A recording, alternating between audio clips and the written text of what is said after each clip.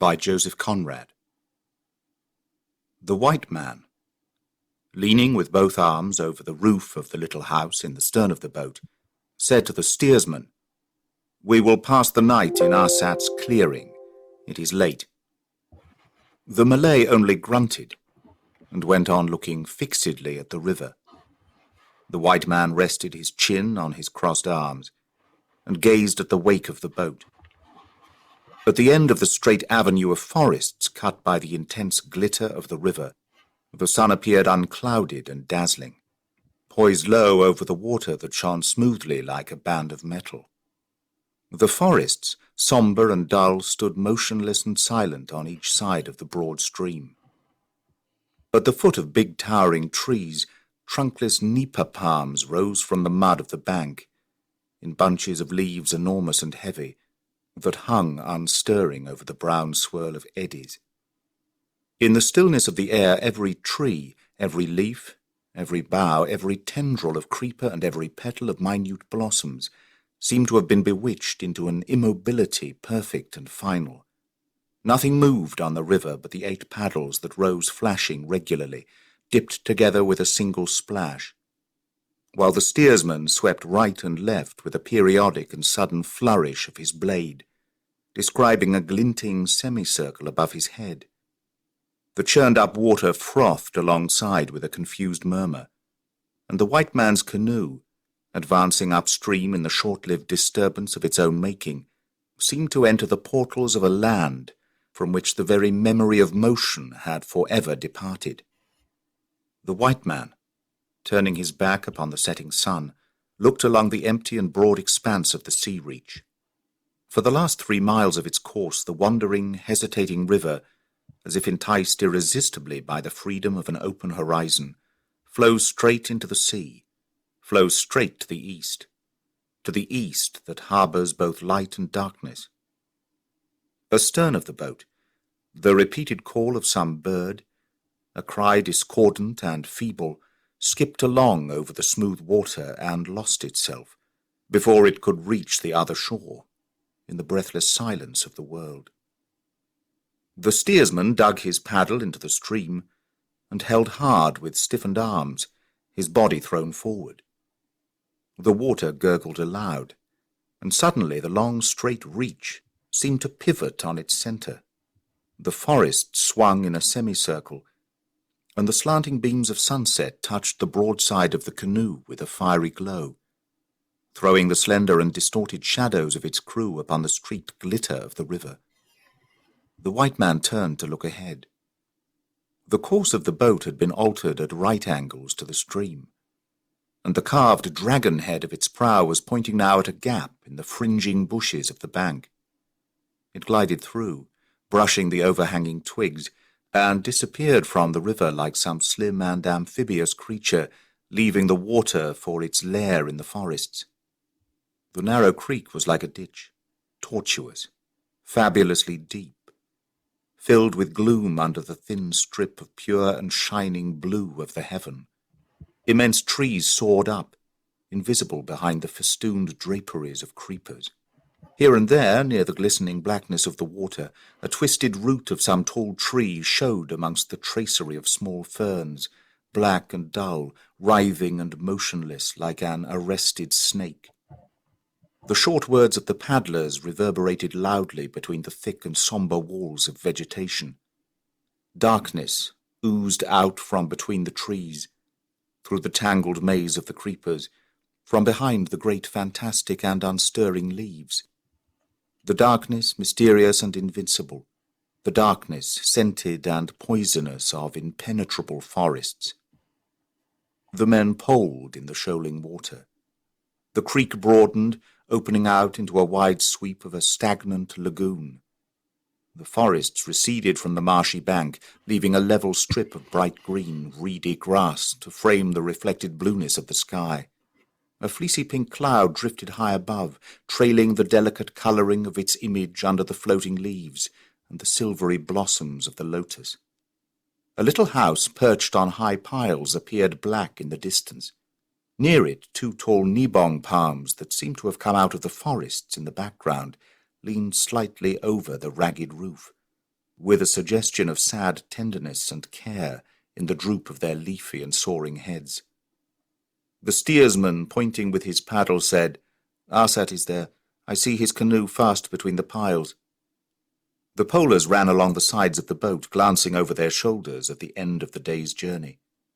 They would have preferred to spend the night somewhere else than on this lagoon of weird aspect and ghostly reputation.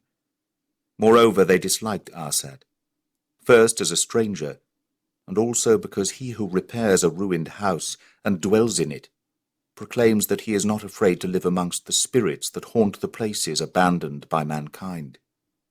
Such a man can disturb the course of fate by glances or words, while his familiar ghosts are not easy to propitiate by casual wayfarers, upon whom they long to wreak the malice of their human master.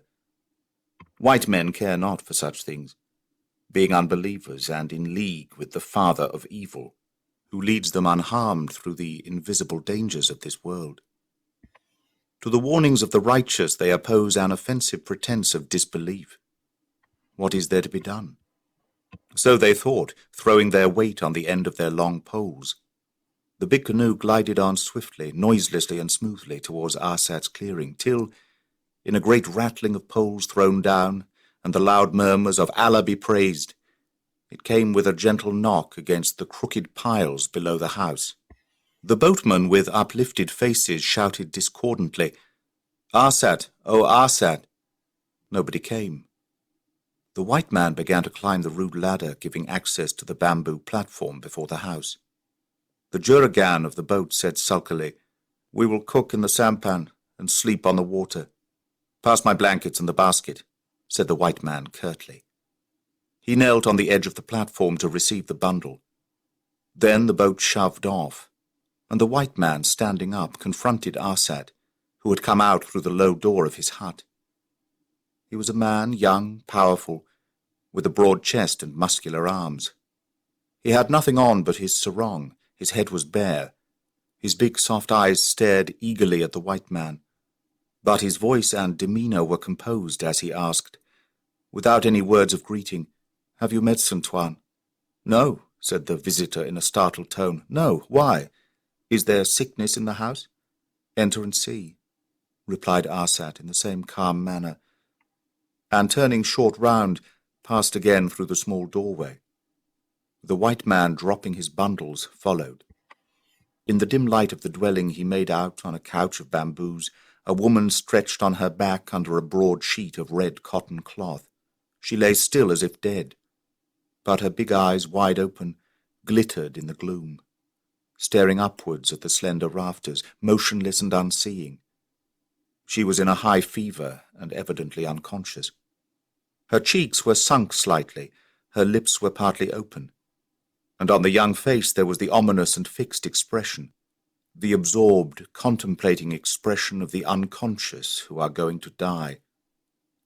The two men stood looking down at her in silence. "Has she been long ill?" asked the traveller. "I have not slept for 5 nights," answered the Malay in a deliberate tone. At first she heard voices calling her from the water, and struggled against me who held her. But since the sun of today rose, she hears nothing. She hears not me, she sees nothing. She sees not me. Me. He remained silent for a minute, then asked softly, "Tuan, will she die?" "I fear so," said the white man sorrowfully. He had known Arsat years ago, in a far country in times of trouble and danger, when no friendship is to be despised. And since his Malay friend had come unexpectedly to dwell in the hut on the lagoon with a strange woman, he had slept many times there in his journeys up and down the river. He liked the man who knew how to keep faith in council, and how to fight without fear by the side of his white friend. He liked him, not so much, perhaps, as a man likes his favourite dog, but still he liked him well enough to help and ask no questions, to think sometimes vaguely and hazily in the midst of his own pursuits about the lonely man and the long-haired woman with audacious face and triumphant eyes, who lived together hidden by the forests, alone and feared. The white man came out of the hut in time to see the enormous conflagration of sunset, put out by the swift and stealthy shadows that, rising like a black and impalpable vapour above the tree-tops, spread over the heaven, extinguishing the crimson glow of floating clouds and the red brilliance of departing daylight.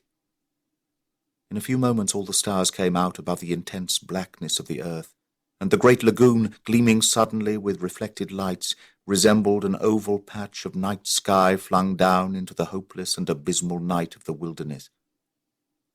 The white man had some supper out of the basket, then, collecting a few sticks that lay about the platform, made up a small fire. Not for warmth, but for the sake of the smoke, which would keep off the mosquitoes. He wrapped himself in his blankets and sat with his back against the reed wall of the house, smoking thoughtfully. Arsat came through the doorway with noiseless steps and squatted down by the fire. The white man moved his outstretched legs a little. "She breathes," said Arsat in a low voice, anticipating the expected question. "She breathes, and burns as if with a great fire. She speaks not. She hears not, and burns." He paused for a moment, then asked in a quiet, incurious tone, "Tuan, will she die?" The white man moved his shoulders uneasily, and muttered in a hesitating manner, "If such is her fate." "No, Tuan," said Arsat calmly, "if such is my fate. I hear, I see, I wait. I remember. Tuan, do you remember the old days? Do you remember my brother?" "Yes," said the white man. The Malay rose suddenly and went in. The other, sitting still outside, could hear the voice in the hut. Arsat said, "Hear me. Speak." His words were succeeded by a complete silence. "O Diamelen!" he cried suddenly. After that cry there was a deep sigh. Arsat came out and sat down again in his old place. They sat in silence before the fire. There was no sound within the house. There was no sound near them. But far away on the lagoon they could hear the voices of the boatmen ringing fitful and distinct on the calm water. The fire in the bows of the sampan shone faintly in the distance with a hazy red glow. Then it died out. The voices ceased. The land and the water slept invisible, unstirring and mute. It was as though there had been nothing left in the world but the glitter of stars streaming, ceaseless and vain, through the black stillness of the night. The white man gazed straight before him into the darkness with wide-open eyes.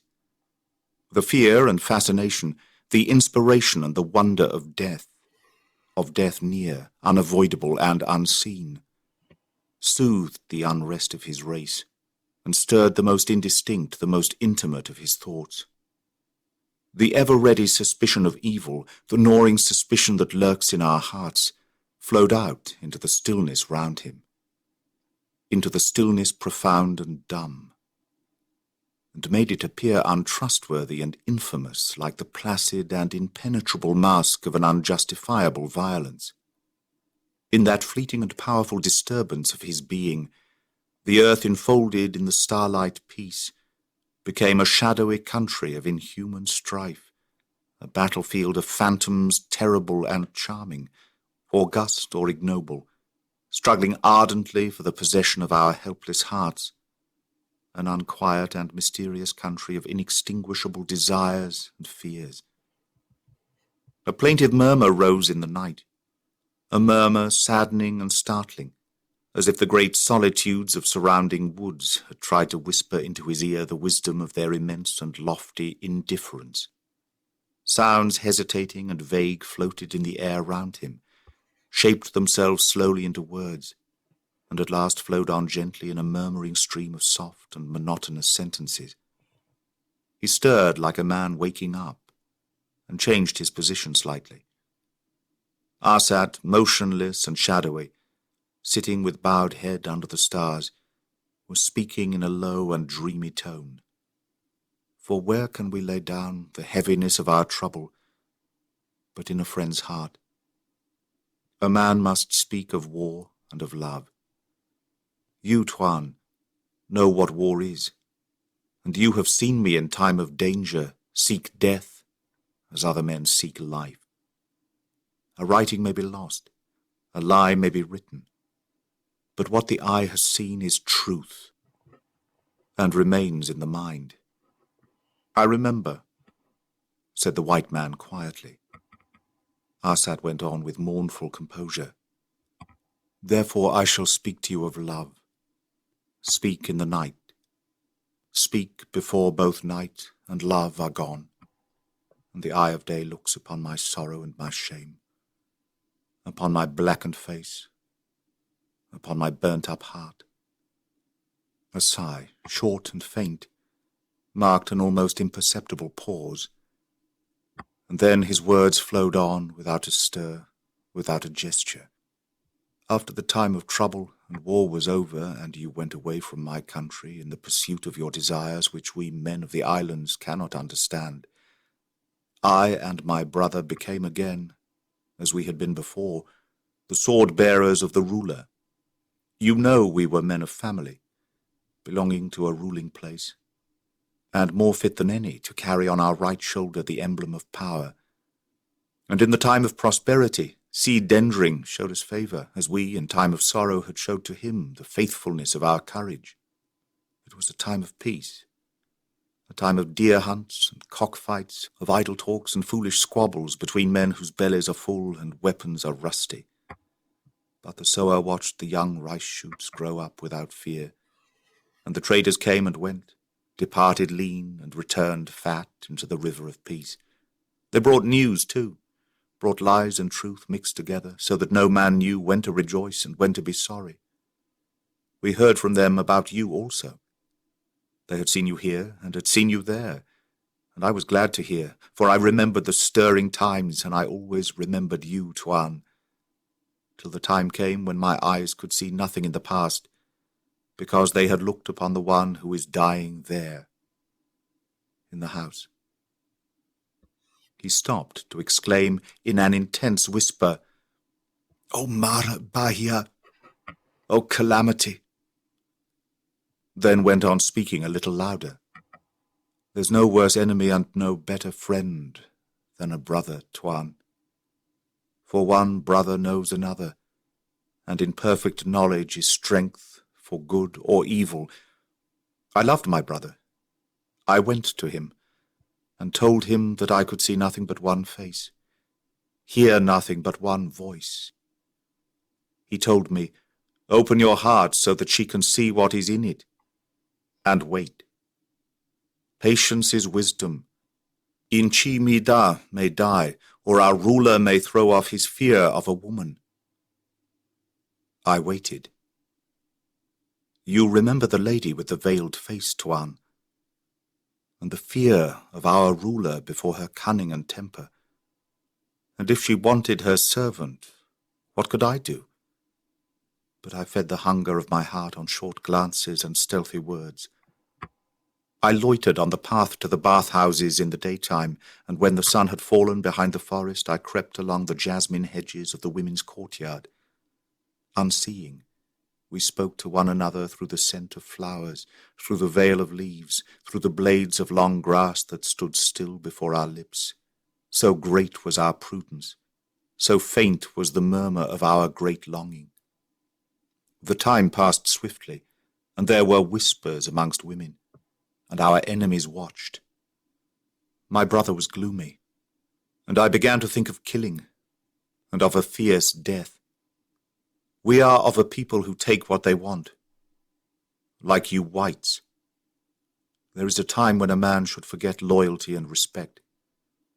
Might and authority are given to rulers, but to all men is given love and strength and courage. My brother said, 'You shall take her from their midst. We are two who are like one.' And I answered, 'Let it be soon, for I find no warmth in sunlight that does not shine upon her.' Our time came when the ruler and all the great people went to the mouth of the river to fish by torchlight.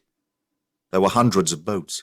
and on the white sand, between the water and the forests, dwellings of leaves were built for the households of the Rajas. The smoke of cooking fires was like a blue mist of the evening, and many voices rang in it joyfully. While they were making the boats ready to beat up the fish, my brother came to me and said, "Tonight." I looked to my weapons, and when the time came, our canoe took its place in the circle of boats carrying the torches. The lights blazed on the water, but behind the boats there was darkness. When the shouting began, and the excitement made them like mad, we dropped out. The water swallowed our fire, and we floated back to the shore that was dark, with only here and there the glimmer of embers. We could hear the talk of slave girls amongst the sheds. Then we found a place deserted and silent. We waited there. She came. She came running along the shore, rapid and leaving no trace, like a leaf driven by the wind into the sea. My brother said gloomily, "Go and take her, carry her into our boat." I lifted her in my arms. She panted. Her heart was beating against my breast.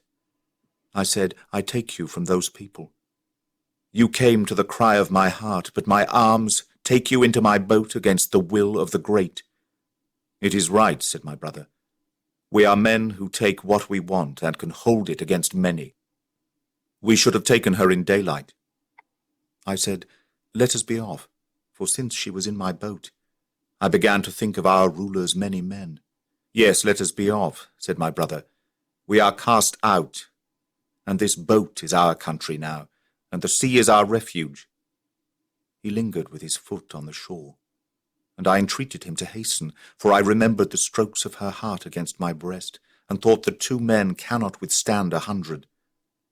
We left, paddling downstream close to the bank, and as we passed by the creek where they were fishing, the great shouting had ceased.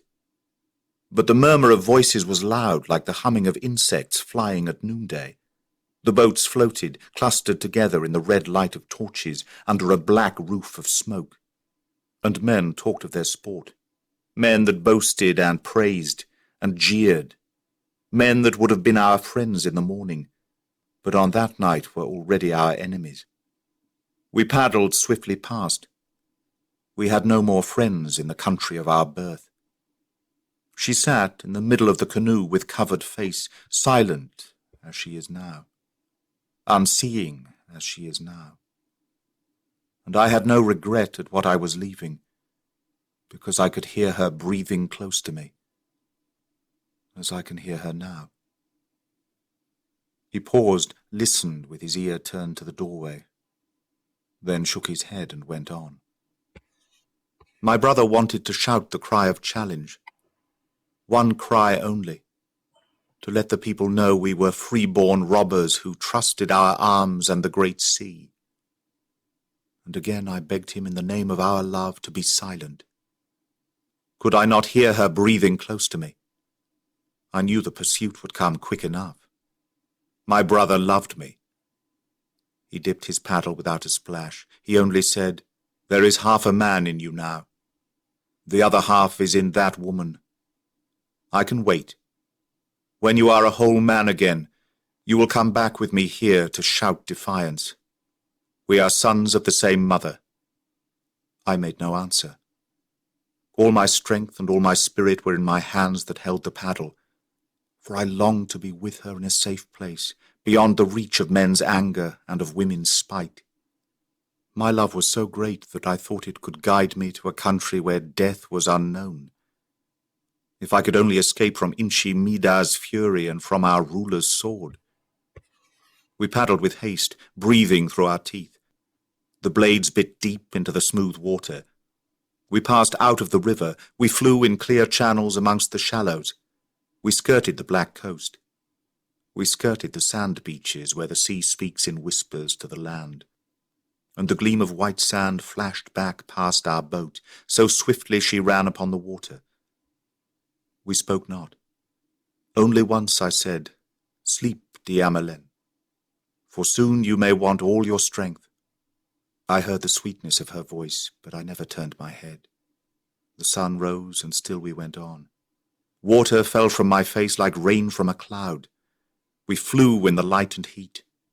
I never looked back, but I knew that my brother's eyes behind me were looking steadily ahead, for the boat went as straight as a bushman's dart when it leaves the end of the Sumpitan. There was no better paddler, no better steersman than my brother. Many times together we had won races in that canoe, but we never had put out our strength as we did then. Then, when for the last time we paddled together. There was no braver or stronger man in our country than my brother. I could not spare the strength to turn my head and look at him, but every moment I heard the hiss of his breath getting louder behind me. Still he did not speak. The sun was high. The heat clung to my back like a flame of fire. My ribs were ready to burst, but I could no longer get enough air into my chest. And then I felt I must cry out with my last breath, "Let us rest." "Good," he answered. And his voice was firm. He was strong. He was brave. He knew not fear and no fatigue. My brother. A murmur, powerful and gentle, a murmur vast and faint.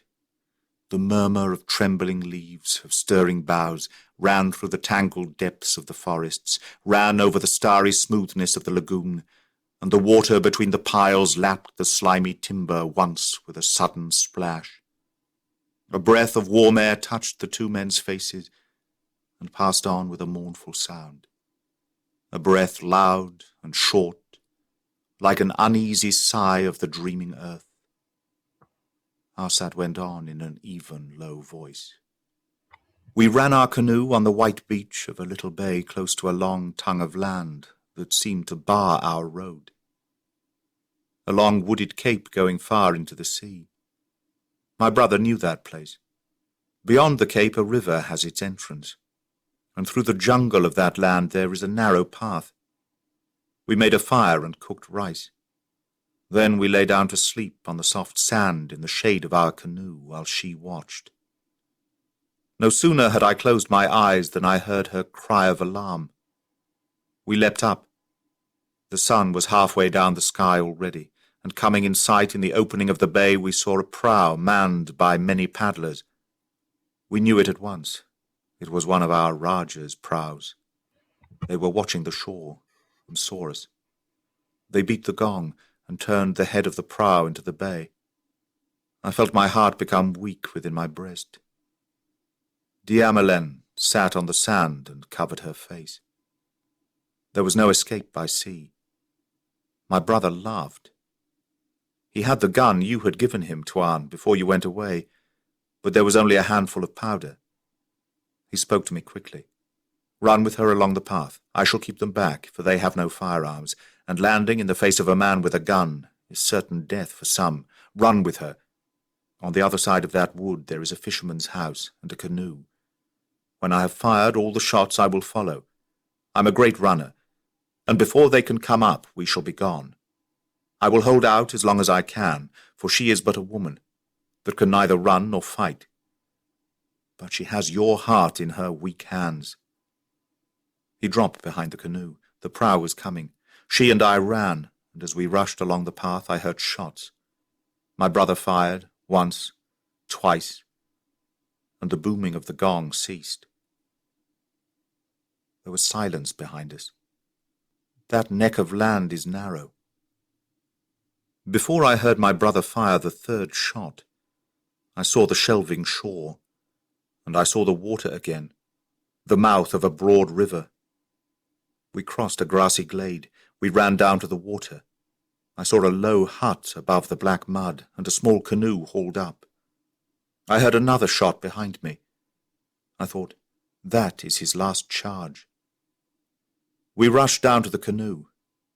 A man came running from the hut, but I leapt on him, and we rolled together in the mud. Then I got up, and he lay still at my feet. I don't know whether I had killed him or not. I and Diamelen pushed the canoe afloat. I heard yells behind me, and I saw my brother run across the glade. Many men were bounding after him. I took her in my arms and threw her into the boat, then leapt in myself. When I looked back, I saw that my brother had fallen. He fell and was up again, but the men were closing round him. He shouted, "I am coming!" The men were close to him. I looked. Many men. Then I looked at her. Tuan, I pushed the canoe. I pushed it into deep water. She was kneeling forward, looking at me, and I said, "Take your paddle," while I struck the water with mine. Tuan, I heard him cry. I heard him cry my name twice, and I heard voices shouting, "Kill! Strike!" I never turned back. I heard him calling my name again with a great shriek, as when life is going out together with the voice, and I never turned my head. My own name, my brother. 3 times he called, but I was not afraid of life. Was she not there in that canoe? And could I not with her find a country where death is forgotten, where death is unknown? The white man sat up.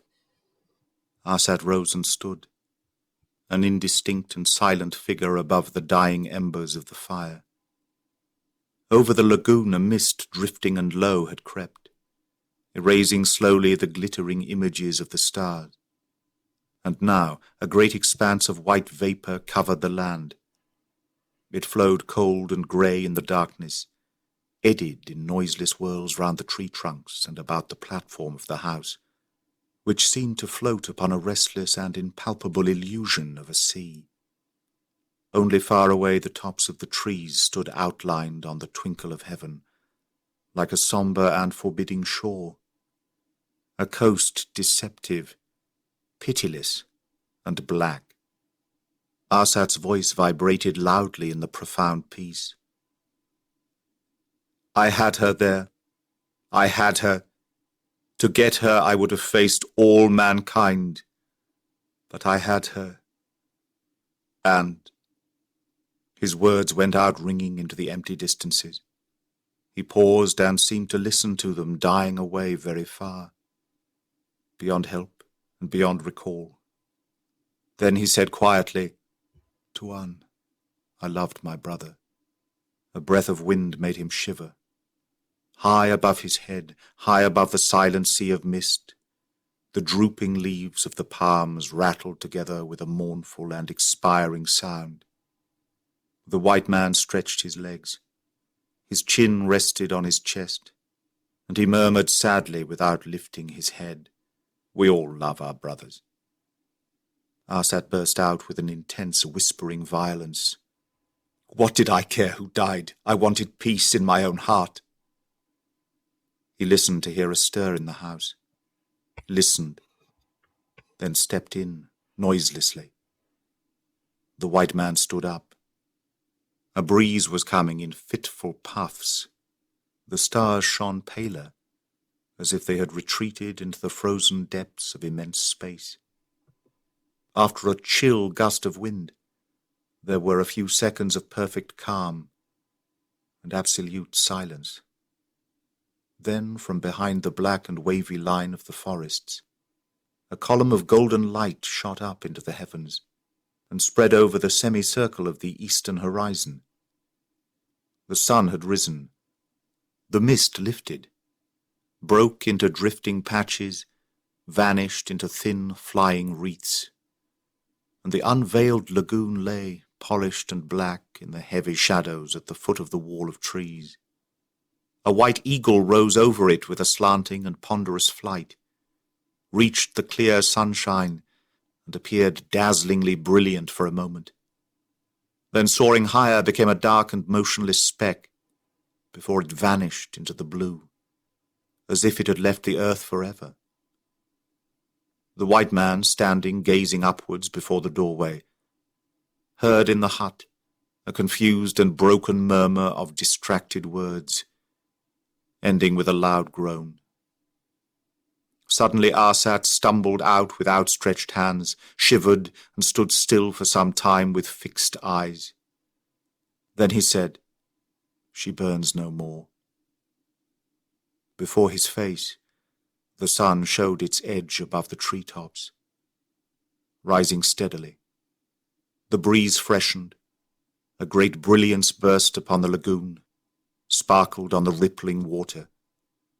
The forests came out of the clear shadows of the morning, became distinct, as if they had rushed nearer, to stop short in a great stir of leaves, of nodding boughs, of swaying branches.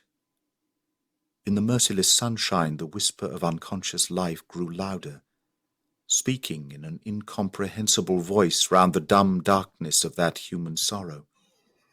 Arsat's eyes wandered slowly, then stared at the rising sun.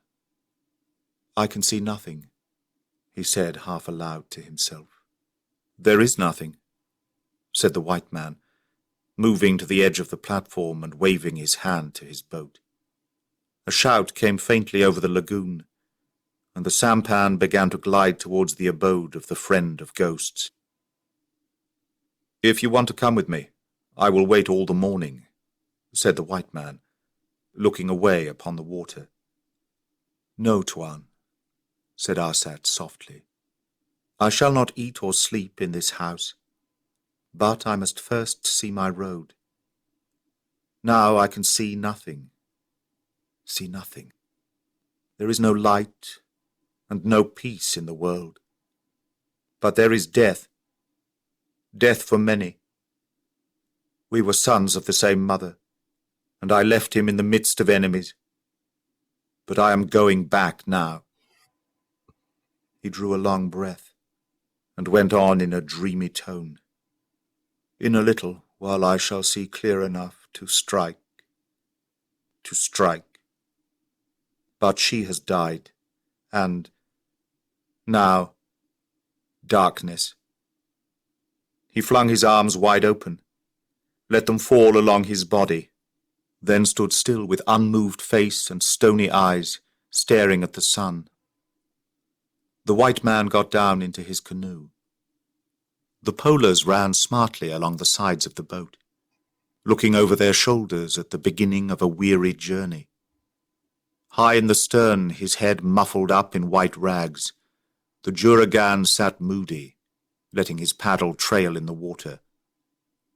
The white man, leaning with both arms over the grass roof of the little cabin, looked back at the shining ripple of the boat's wake. Before the sampan passed out of the lagoon into the creek, he lifted his eyes. Arsat had not moved. He stood lonely in the searching sunshine, and he looked beyond the great light of a cloudless day into the darkness of a world of illusions. That is the end of The Lagoon by Joseph Conrad. Read by Greg Wagler.